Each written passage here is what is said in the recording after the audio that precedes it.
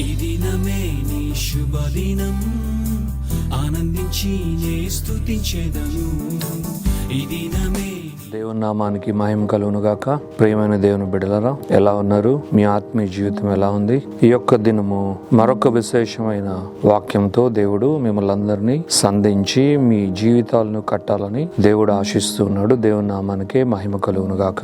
మన జీవితంలో గనక మనం చూడగలిగితే మానవుని యొక్క స్వభావం ఏంటో మనకు తెలుసు. మానవుని యొక్క జాతి అంతా కూడా మన పితరుడైన ఆదాము పడిపోవుట చేత, ఆదాము హవ్వ ద్వారా సంక్రమించిన పాపాన్ని బట్టి ఏ విధముగా మానవ జాతి అంతా కూడా పాపం చేత నింపబడి పడిపోయిందో మనందరికి తెలుసు. అనగా మానవుని స్వభావమే దుష్టత్వంతో నింపబడినది. అది చెడిపోయిన స్వభావము. సింపుల్ గా చెప్పాలి అంటే మానవుడు అంటే ఏంటంటే దుష్టుడు అని చెప్పి ఒక పరిస్థితికి మానవ జాతి చేరుకోవడం జరిగింది. అయితే ప్రభు అయిన యేసుక్రీస్తు యొక్క రక్షణ విమోచన, యేసయ్య యొక్క సిలువ కార్యం, యేసయ్య యొక్క విమోచన కార్యం, సమస్త నీతి, దేవాతి దేవుని యొక్క నీతి అయిన యేసయ్య, యేసుక్రీస్తు యొక్క సమస్తమైన రక్షణ కార్యాన్ని బట్టి మానవ జాతి రక్షింపబడడం, విమోచింపబడడం, దేవుని రాజ్యం అనే యొక్క గొప్ప రాజ్యంలోనికి చేర్చబడడం, ఇవంతా మనం చూడగలం. అయితే మనము కొంత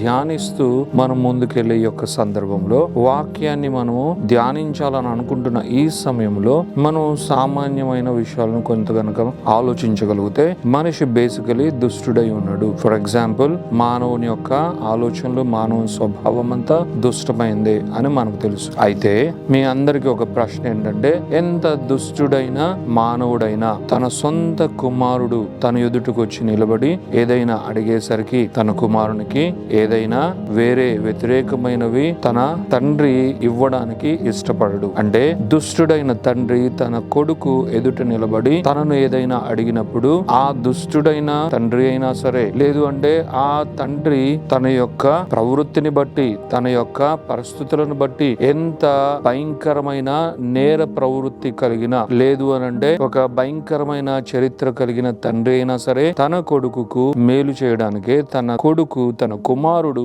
అడిగినది ఇవ్వడానికే ఇష్టపడతాడు. ఇది మీరు గుర్తుపెట్టుకోండి. ఈ విధముగా దేవుడు ఈ రోజు మనల్ని వాక్యములో ముందుకు తీసుకువెళ్లాలని కోరుకుంటున్నాడు. ఈ దినమున దేవుడు మన అవసరతలు, మన అక్కర్లు తీర్చుటయందు ఆనందించు దేవుడై ఉన్నాడు. మన దేవత దేవుడు మన అక్కర్లను విస్మరించే దేవుడు కాదు, కానీ మన దేవుడు మన అక్కర్లు తీర్చి, మన అవసరతలన్నీ తీర్చి దాని యందు ఆనందించు దేవుడుగా మన దేవుడు ఉన్నాడు అన్న ఈ యొక్క అంశాన్ని ఈ యొక్క దినమున దేవుడు మనకు వివరించాలని కోరుకుంటున్నాడు. దేవుని నామానికే మహిమ, ఘనత, ప్రభావాలు కలుగును గాక. ఒక సమయమున యేసుక్రీస్తు ఈ భూమి మీద ఆయన పరిచర్య చేస్తూ ఉన్నప్పుడు ఆయన ఒక మాట అనడం జరిగింది. అది మత్తయి సువార్త 7వ అధ్యాయము 11వ వచనములో ఆయన ఈ విధముగా ఉంటున్నాడు. ఒకసారి మనం శ్రద్ధగా విందాం. యేసుక్రీస్తు అంటూ ఉన్నాడు, మీలో ఎవడైనను, మీలో ఏ మనుష్యుడైనను, అది 9వ వచనం నుండి ఒకసారి మనము జాగ్రత్తగా పరిశీలించుకుందాం. మీలో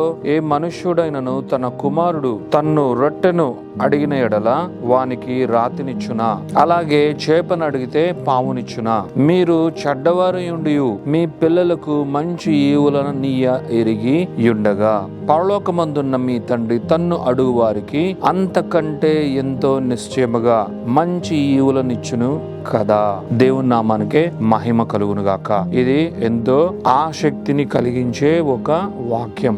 అలాగుననే ఆసక్తిని మాత్రమే కాదు, మన తండ్రి, మన దేవుడు, మన సృష్టికర్త అయిన దేవాతి దేవుడు మనల్ని కేవలం సృష్టించి మనకు రక్షణ అనుగ్రహించి, ఇదిగో నా కుమారుని రాజ్యంలో మీరు ఉండండి అని ఇక ఆయన చాలా బిజీగా ఆయన యొక్క పరలోకపు కార్యములలో ఆయన అలాగున బిజీతో ముందుకు వెళ్ళిపోతూ ఉన్న దేవుడు కాదు అన్న ఒక గొప్ప విషయాన్ని వివరించే వాక్యమే ఈ వాక్యం. యేసుక్రీస్తు ఏమంటూ ఉన్నాడు, ఎవడైనా ఒక మనుష్యుడు ఈ యొక్క భూమి మీద నివసిస్తూ ఉండగా తన కుమారుడు చేపను అడిగితే పామునిస్తాడా? లేదు అనంటే ఒక రొట్టెను అడిగితే రాతినిస్తాడా? అంటే దీని అర్థం ఏంటి?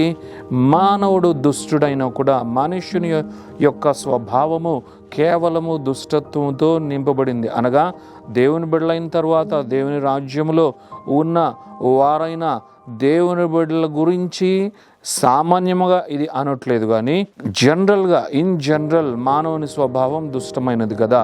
మరి అలాంటి మానవుడు కూడా తన కుమారుడు ఏదైనా అడిగితే తన కుమారుడు అడిగిందే కదా ఇస్తాడు అని యేసుక్రీస్తు ఇక్కడ ప్రశ్నించడం జరుగుతుంది. అంటే కుమారునికి రొట్టెనివ్వడానికే ఒక తండ్రి ఇష్టపడతాడు. ఆ తండ్రి ఎలాంటి దుష్టుడైనా సరే, లేదు ఎలాంటి నేరాలు ఘోరాలు లేదు అనంటే దుష్ట కార్యాలు బయట చేసి వచ్చిన తండ్రి అయినా సరే తన కుమారుడు రొట్టెని అడిగితే రొట్టెనివ్వడానికే ఇష్టపడతాడు. అంటే తండ్రి కుమారుడు అడిగిన అవసరతలు తీర్చడానికే చూస్తాడు. కుమారుడు ఏది అడిగినా సరే ఆ కుమారునికి తెచ్చి పెట్టడానికి తండ్రి ప్రయత్నం చేస్తాడు. మరి ఈ తండ్రి ఎవరు? దేవుడు పరలోకపు తండ్రి గురించి అనట్లేదు, ఈ భూ సంబంధమైన తండ్రి, అనేకమైన తండ్రుల గురించే దేవుడు ఈ విషయాన్ని మాట్లాడుతున్నాడు. మరి అలాంటి వారైనా కూడా మీ పిల్లలకు మీరు మంచే చేయాలని, వారి అవసరాలే తీర్చాలి, అక్కర్లే తీర్చాలి, వారు అడిగిందల్లా తీసుకుని వచ్చి పెట్టాలి అని వారికి మీరు అన్ని ఇచ్చు మీరు అలాంటి స్వభావం అంటే అలాంటి తండ్రులై ఉన్నప్పుడు, వారి అవసరతలక్కలు తీర్చువారై ఉన్నప్పుడు, దుష్టులైనా కూడా వారికి ఈవులను నిశ్చయించుకున్న వారైనప్పుడు, మరి పరలోకపు తండ్రి అయిన నేను పరమందు మిమ్మల్ని సృష్టించి ఈ భూమి మీదకి పంపించి మీరు ఎలాంటి నష్టాన్ని నాకు తీసుకుని వచ్చినా సరే అయినా కూడా నా సొంత కుమారుని సైతం ఆయనను బలి యాగముగా చేయుటకు వెనుకాడని తండ్రి అయిన నేను మరి మీకంటే తక్కువగా ఇస్తానా, మీకంటే బెటర్ గా ఇస్తానా అన్న విషయాన్ని ఆలోచించమని యేసయ్య ఈ వాక్యము ద్వారా మనతో మాట్లాడుతూ ఉన్నాడు. తండ్రి అయిన దేవుడు నిశ్చయముగా ఖచ్చితముగా ఈ లోకపు తండ్రుల కంటే ఈ లోకములో దుష్టత్వంతో నింపబడినా కూడా మేలు చేయాలి, మంచి చేయాలి, మంచి ఈవుల్ని మన పిల్లలకి తీసుకుని వచ్చి పెట్టాలి అని అనుకునే ఏ తండ్రి కన్నా మించిన తండ్రిగా మించిన విధముగానే మంచి ఈవులను ఇవ్వడానికి ఆయన సిద్ధంగా ఉన్నాడు అని యేసుక్రీస్తు అంటున్నాడు. సింపుల్ గా యేసయ్య అంటున్నాడు అంటే మనుషులే వారి బిడ్డలకు అనేకమైన ఈవులను ఇస్తారు కదా. మరి పరలోకమందున్న తండ్రి మీ అవసరతలు అక్కర్లు తీర్చకుండా పోతాడా? ఆయన మీ అవసరతలు అక్కర్లను పట్టించుకోకుండా పోయే దేవుడు కాదు. తప్పక మీకు అవసరమైనవి తీర్చే దేవుడే మన దేవుడు. తప్పక మీ అక్కర్లు తీర్చే దేవుడే మన దేవుడని యేసుక్రీస్తు ఈ సందర్భముగా ఆయన తెలియపరుస్తున్నాడు. దేవుని నామానికే మహిమ ఘనత ప్రభావాలు కలుగును గాక. హల్లెలూయా. అలాగున తన్ను అడుగు వారికి మీ తండ్రి తన్ను అడుగు వారికి అంతకంటే ఎంతో నిశ్చయముగా మంచి ఈవులను ఇచ్చును అని యేసుక్రీస్తు సెలవిస్తున్నాడు. అంటే మానవులకు మించి తండ్రి అయిన దేవుడు తన బిడ్డలైన వారి కొరకు ఆయన సప్లైని సిద్ధపరిచాడు. మానవులకు మించి ఆయన తన బిడ్డలు ఏ అక్కర్లలో ఉన్నారో, ఏ అవసరతలలో ఉన్నారో, అది ఏదైనా కావచ్చు.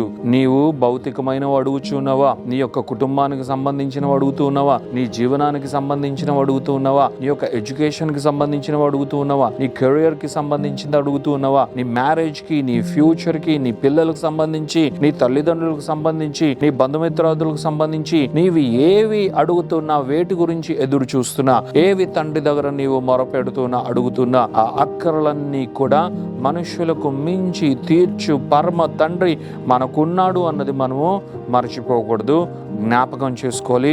ఎల్లప్పుడూ కూడా దీనిని జ్ఞాపకం చేసుకొని మన తండ్రి వైపు మనం తిరిగితే చాలు, ఆయన మన అవసరతలు అక్కర్లు తీర్చి దాని యందు ఆనందించి సంతోషించు తండ్రి అయి ఉన్నాడు మన పరలోకపు తండ్రి అన్న విషయాన్ని యేసుక్రీస్తు మనందరికీ జ్ఞాపకం చేస్తున్నాడు.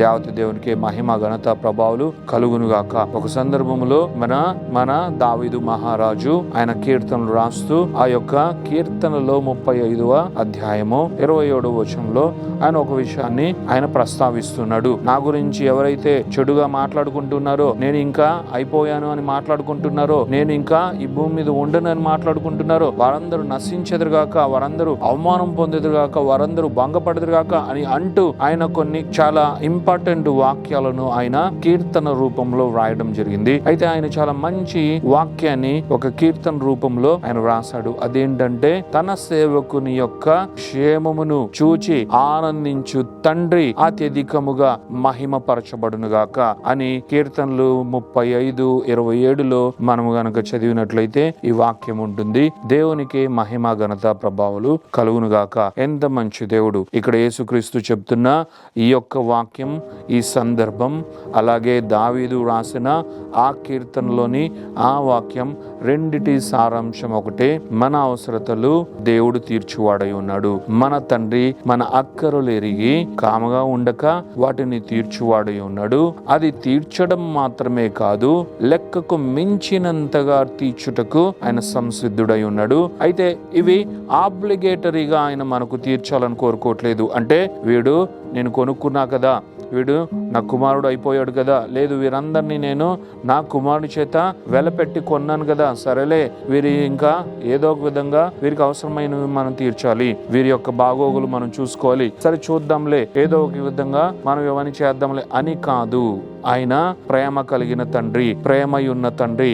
అందుకే యోహాను ఆయన పత్రికలో రాస్తూ ఉన్నాడు, మొదటి పత్రిక 4:8 అంటున్నాడు, దేవుడు ప్రేమై ఉన్నాడు. అవును ప్రియులారా, ఆయన ప్రేమై ఉన్నాడు కాబట్టే ఈ తండ్రికి మించిన పరమ తండ్రి ఆయన ఉన్నాడు. ఈ భూమి మీద ప్రేమ కలిగిన తండ్రి అన్న అవార్డు ఎవరికైనా వచ్చిందనుకోండి, దానికంటే లక్షల కోట్ల రెట్లు ఎక్కువ ప్రేమ ఆయనది. ఎందుకంటే ఆయన ప్రేమై ఉన్నాడు కాబట్టి. అలాగుననే మన అవసరతల అక్కర్లు తీర్చడంలో ఆయన ఆనందించువాడై ఉన్నాడు. ప్రేమ చేతనే కాదు, మన అక్కర్లు తీర్చడంలో ఆయనకు ఆనందం, మన అవసరతలు తీర్చడంలో ఆయనకు ఆనందం. ఈ రోజున నీవు ఎవరి వైపు చూస్తున్నావు? ఏ హస్తం వైపు చూస్తున్నావు? ఏ సహాయం వైపు చూస్తున్నావు? ఎవరు నన్ను ఆదుకుంటారు? ఎవరు నాకు ఈ యొక్క మేలు చేస్తారు? ఈ అవసరత అక్కర ఎవరు తీరుస్తారు అని నీవు ఎదురు చూస్తున్నావేమో. నీవు అనేకమైన సోర్సెస్ వైపు నీవు ఎదురు చూస్తున్నావేమో. యేసుక్రీస్తు ఈ వాక్యము ద్వారా నీతో మాట్లాడుతున్నాడు. తండ్రికి, ఈ యొక్క భూమి మీద ఉన్న తండ్రులు వారికి మించి పరమ తండ్రి అయిన దేవుడు నీ అవసరత అక్కర ప్రేమతో అలాగే ఆనందంతో తీర్చడానికి సంసిద్ధుడై ఉన్నాడు. నీవు ఆయన వైపు చూడు, ఆయన వైపు తిరుగు, ఆయనను నీ జీవితంలోనికి నీ అక్కరను తీర్చుటకు నీవు అనుమతించు, నీవు అలౌ చేయి, నీవు విశ్వాసంతో ఆయన వెల్కమ్ చేయి, నీవు అడుగు, తండ్రి నీవే నాకు ఆధారం, నీవే నాకు ఆశ్రయం, నిన్నే నేను అడుగుతా, నీపైనే నేను ఆధారపడతా. ఎందుకంటే నీవు ప్రేమ కలిగిన తండ్రివి, పరమందున్న పరమ తండ్రివి, తండ్రులకు మించిన తండ్రివి నీవు, నిన్నే నేను ఆశ్రయిస్తాను నాయన అని ఆయన వైపు చూడు. నీ యొక్క నీడ్స్, నెసెసిటీస్ అవి ఏవైనా సరే, నీవు దేని కొరకు ఎదురు చూస్తున్నా, దేని కొరకు నీవు తాపత్రయపడుతున్నా, వాటిని సూపర్ న్యాచురల్ వేలో నీకు సప్లై చేసే నీ దేవత దేవుడు ఈ దినమున నీకు సిద్ధముగా ఉన్నాడు. దేవుడి వాక్యాన్ని నీ జీవితములో నీకు అవసరమైనవన్నీ తీర్చునుగాక. ఈ వాక్యము నీ జీవితములో ఫలింపచేయునుగాక. ఆమేన్. ప్రార్థించుకుందాం. Thank you father, thank you Jesus, thank you holy spirit god. దేవా మీకు వందనాలు, యేసయ్యా మీకు వందనాలు, పరిశుద్ధాత్మ దేవా మీకు మహిమ ఘనత ప్రభావాలు చెల్లిస్తున్నాం నాయన. ఈ యొక్క శుభదినాన్ని బట్టి వందనాలు. మత్తయి సువార్త 7వ అధ్యాయము నాయన 9, 10, 11 వచనములు ద్వారా యేసయ్య ఏ మాటలు మాట్లాడాడు అవి సజీవములు, అవి నిత్యమునకు నాయన పనిచేయు మీ యొక్క లేఖనములు ఆశీర్వచనములై ఉన్నవి నాయన. మనుష్యుడు దుష్టుడై ఉండి కూడా తన కుమారునికి తండ్రిగా ఎలాగున అవసరతలకులు తీర్చులాగున ఇదిగో తండ్రి నాయన మంచి ఈవులను అనుగ్రహించును. పరముందున్న తండ్రి అంతకు మించి మా అవసరతలకులు తీర్చు దేవుడుగా ఉన్నాడు అని యేసయ్య మీరు మాకు జ్ఞాపకం చేశారు.